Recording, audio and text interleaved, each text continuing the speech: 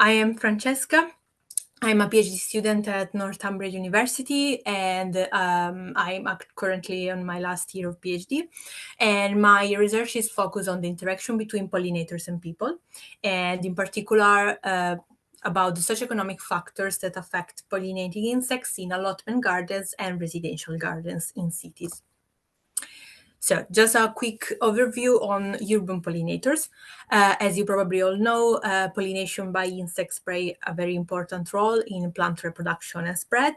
And the ecosystem service of pollination has been valued to account for 153 billions of euros per year in Europe.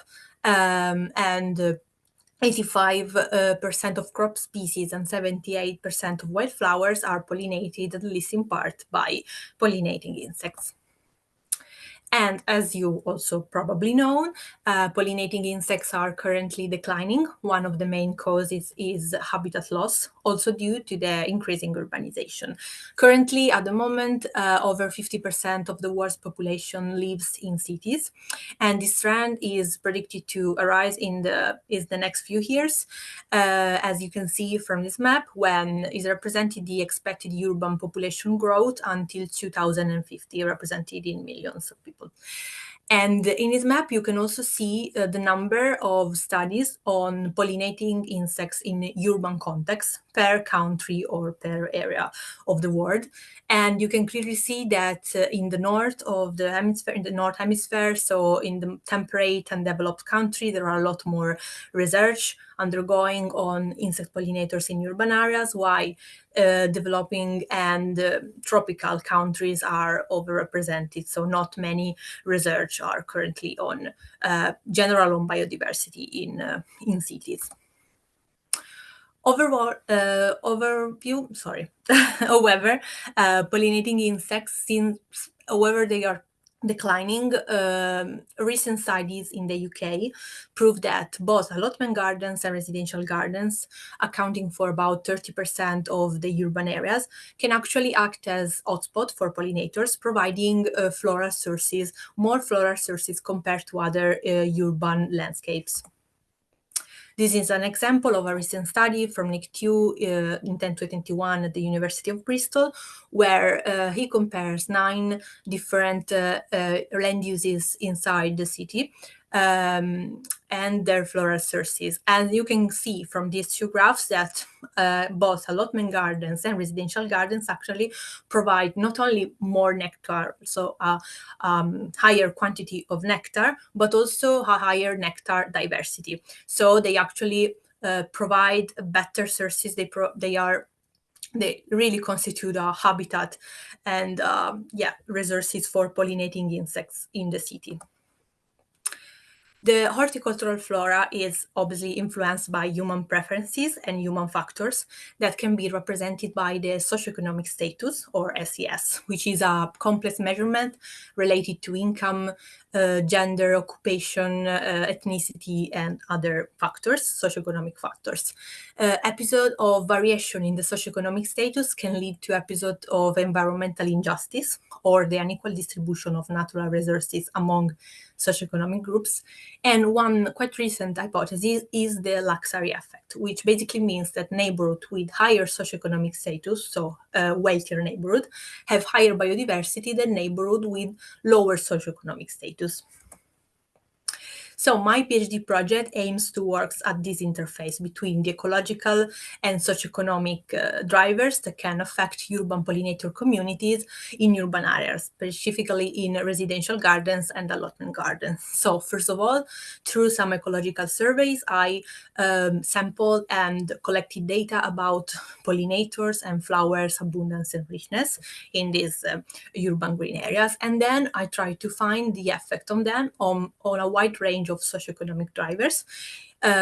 So, for example, demographic information of the plot holders and residential garden owners, their habits about garden management, the perception that they have of pollinators, and if there can be a possible relationship between this perception and people's self-reported well-being.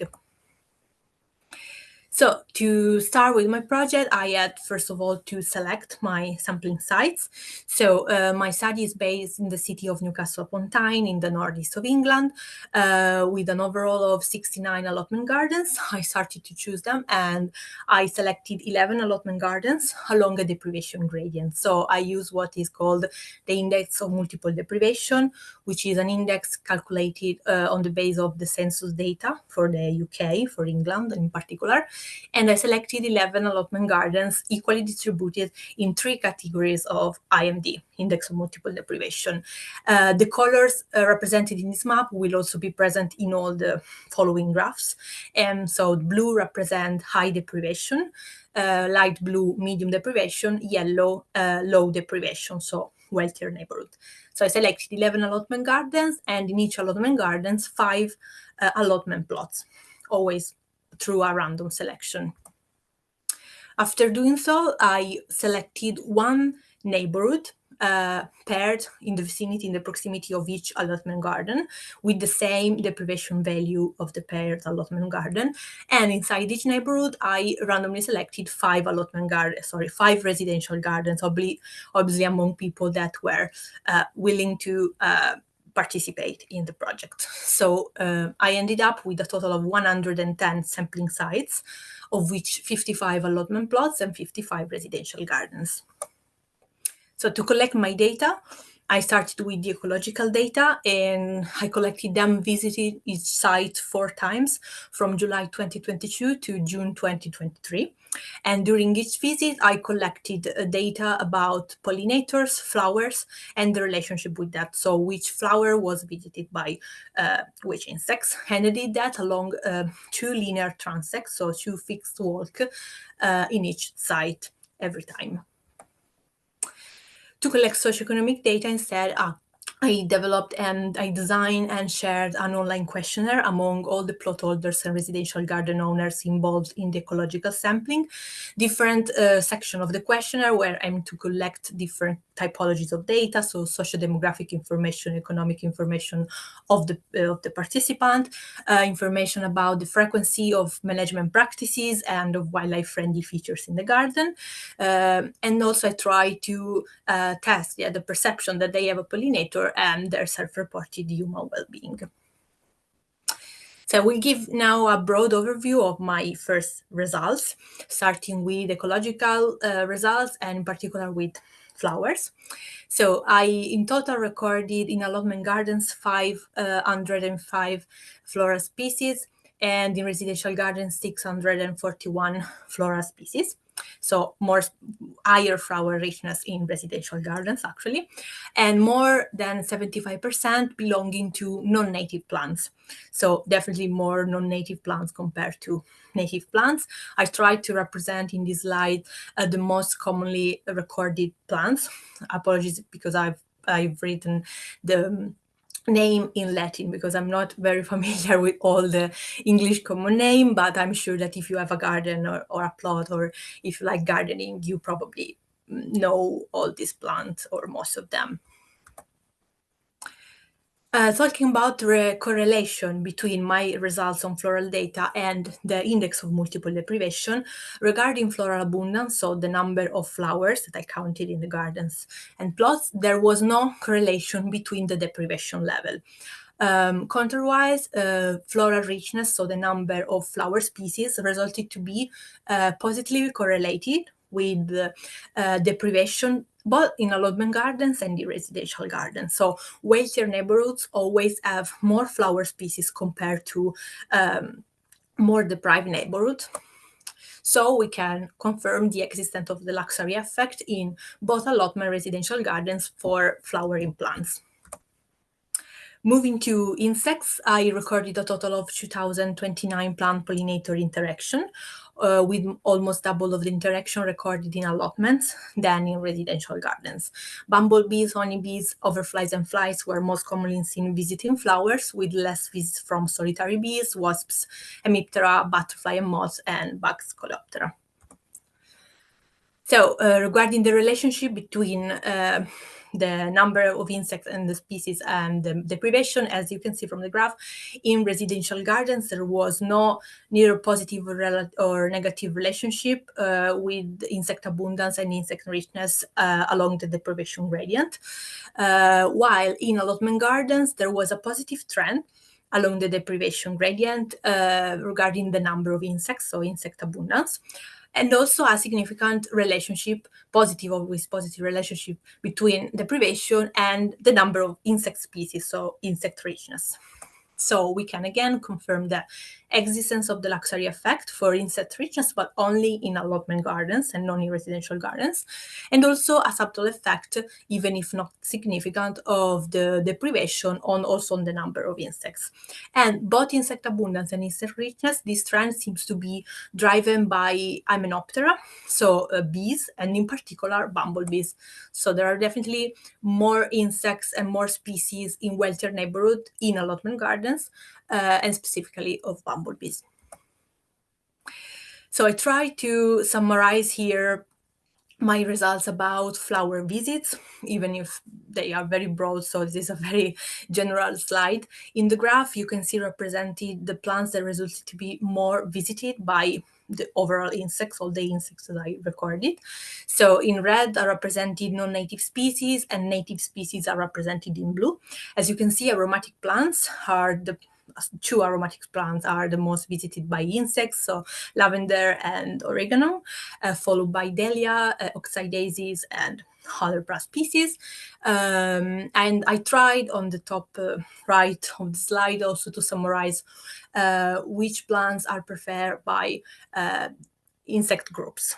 This is a very, this is just a summary, and it's just to show how even if there are some plants, for example, dahlia, that is preferred by many group of insects like bumblebees, honeybees, and flies, for example. There are also some plants that are preferred only by some group of insects. So it's very important if we want to support pollinators in our gardens or allotments or whatever it is, to provide a wide range of flowers with different colors and different size of the flowers, because it's very important to support all the pollinator communities and not just specifically bees or bumblebees or Lepidoptera, for example. And this was just, I tried to put some videos that I don't know if, one disappears. I don't know if they will ever, you would probably see a few seconds of some videos. It was just to add a few videos of bumblebees feeding that I recorded during my sampling visits. That's because if you have a garden, probably you sometimes see them and you see that they actually feed on a wide range of flowers. And since they are also quite big, it's nice to see them feeding. You can see like the part of the mouth, and probably maybe you saw something of the video. Sorry, but I put too many of them probably. So this is just a slide about a part of the data analysis that I'm still carrying out now. So it's just a very broad initial overview, and basically is about garden management, that I know is probably much of interest now, but I still have to finish the analysis actually, so I can just show you this general trend. So thanks to the data from the questionnaire, I calculated a few indexes. The management intensity index, which is related to how frequently people actually do a range of management practices in the garden. The wildlife resource index is about the presence or absence of wildlife-friendly features in the garden. I calculated two different wildlife resource index. One is a general one, also including, for example, bird, bat, hedgehog-friendly features, for example, while I also calculated the wildlife resource index for pollinators, all including the pollinator-friendly resources in the garden. So, for example, obviously flowers and trees, but also like the presence of bee hotels, for example, of places where insects can actually nest, or food plants for butterflies, etc. And as you can see from this graph, always representing the relationship with the deprivation level, there's actually an increasing trend in allotment gardens for the management intensity, and an increasing trend for the wildlife resource index for pollinators, always in allotment gardens, while in residential gardens actually there are no clear patterns or trends. So what I'm doing now is try to test this relationship, and also adding not only testing the index of multiple deprivation, but also adding in my analysis more factors more variables, socioeconomic variables that I collected through the questionnaire. So to understand what are the components actually of the deprivation that cause certain trend. So for example, I considering the time that people spend managing the garden, how much they usually spend to manage the garden, also characteristic of the house, for example, especially for residential gardens, social demographic information, as I mentioned before, so age, employment, occupation, gender, and I will implement them in this analysis to see which of these factors actually is the reason of certain trend. So not only using the deprivation as a main variable. So I don't know if I'm being too quick or too slow, but I still unfortunately don't have all the results of my PhD, so I will aim to finish in the next few months, and I would be glad to update you and to let you know what my main results are, also in relation to the well-being and the perception of pollinators that I still have to take into consideration in my analysis. And I want to thank you everyone for listening, and I also thank Urban Green Newcastle, which helped me, supporting me in the site selection, and all the allotment secretaries, plot holders, and garden owners that let me access their garden and allotment plots, because without them it wouldn't be possible to start, first of all, my research. And also thank you for inviting me to give this call to the Wildlife Gardening Forum. Thank you. Thank you so much, Francesca, for that really fascinating talk. And I have to say that those slides are really so beautiful. So thank you. I'm afraid you can't get a round of applause from everyone, but I can imagine they're clapping in spirit. So thank you so much. I've been doing my best to keep an eye on the chat here for some questions. So I'm going to put some of them to you, and you can do your best to answer, Francesca.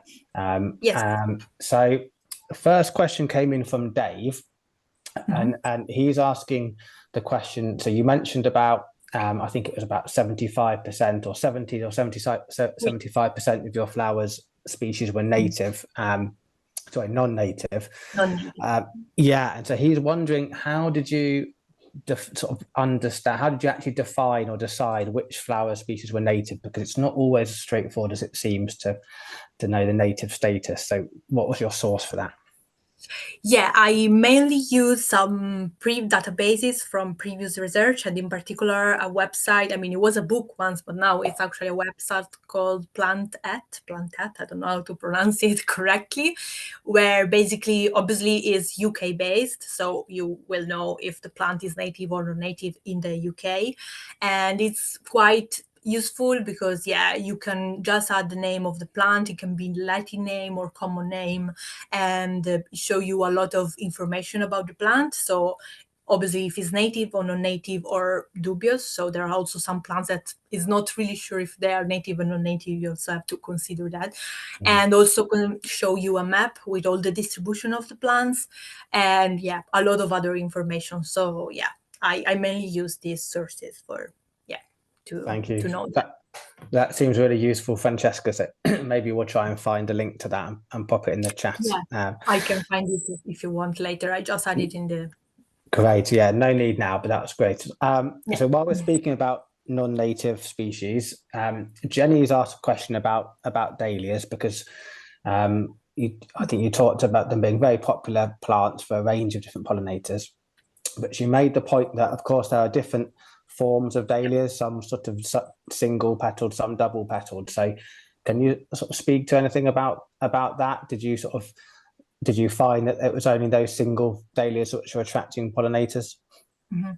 Yeah, I mean, at the beginning, I was trying to identify all the subspecies and all the varieties, but then at a certain point, I had to stop because, especially, in residential gardens, also in allotment gardens, actually, apart from dahlia, there are so many other plant species that have different varieties, and unfortunately, I didn't have enough time and resources to identify all the plants at a variety, yeah, at a variety level.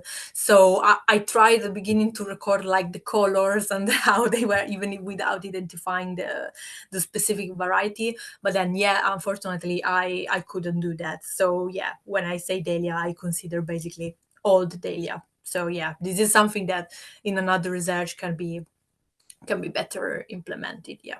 Yeah, you can't do everything, so don't worry about that. And I'm sure there are actually definitely other studies that have looked at how different cultivars of different species, for example, support insect groups. So we'll see if we can find some and put them in the chat for everyone. Okay, next question from Maggie. So she was really interested in the amount of insects you're finding in your allotment gardens. And she was wondering whether you knew anything about the chemical application or organic gardening practices within your allotments, and whether that might have had an effect on any of the results that you found.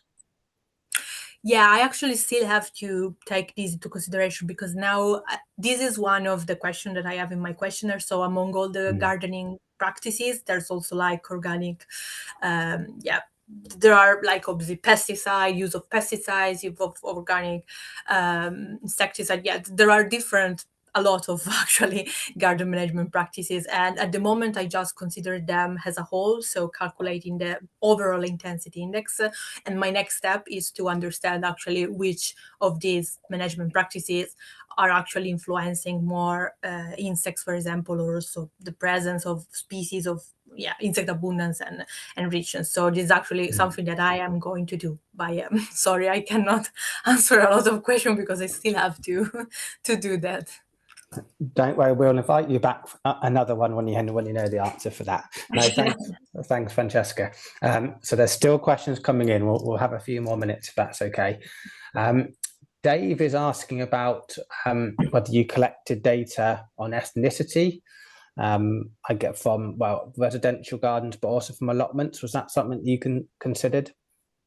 Sorry, I didn't catch the first part of the ethnicity. So ethnic background of your sort of plot holders or residential gardens. Is that something that you've looked at? Because I guess sort of cultural background might affect people's gardening behavior. Yeah, this is one of the questions in my questionnaire. So I asked people in the questionnaire everything about their gender, their ethnicity, their occupation, their level of education. So and they all replied to that. It was not like not sensible information so this is one of the factors that I'm now implementing in the analysis.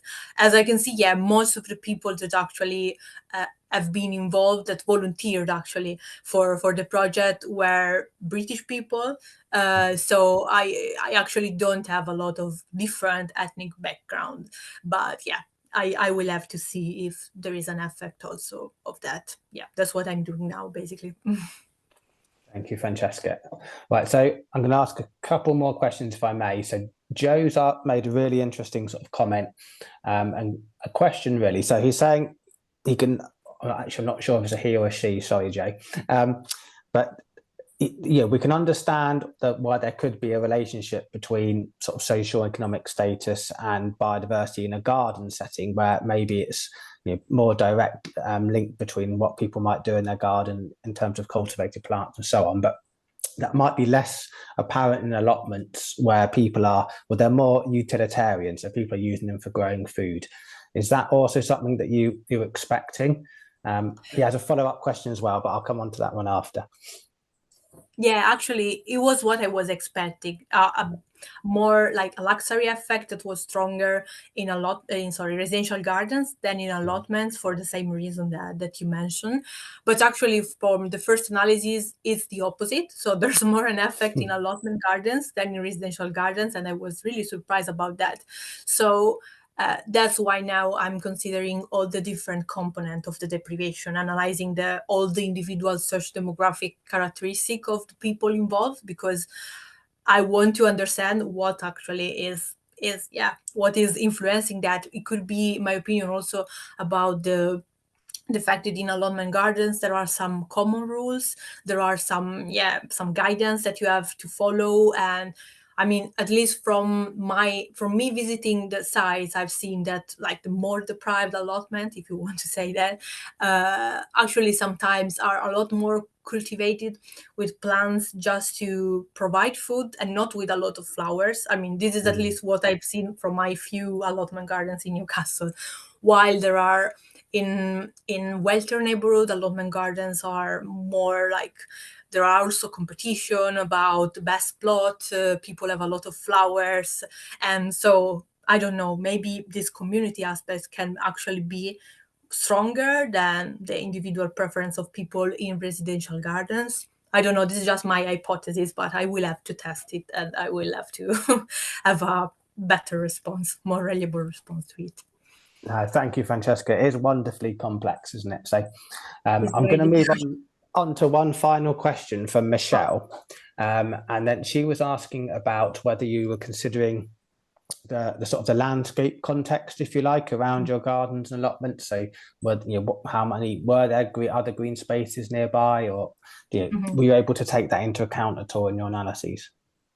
Yeah, no, the answer is no, I'm not, because this would imply a lot of other different sampling and analyses. And I just decided to focus my project on these socioeconomic factors.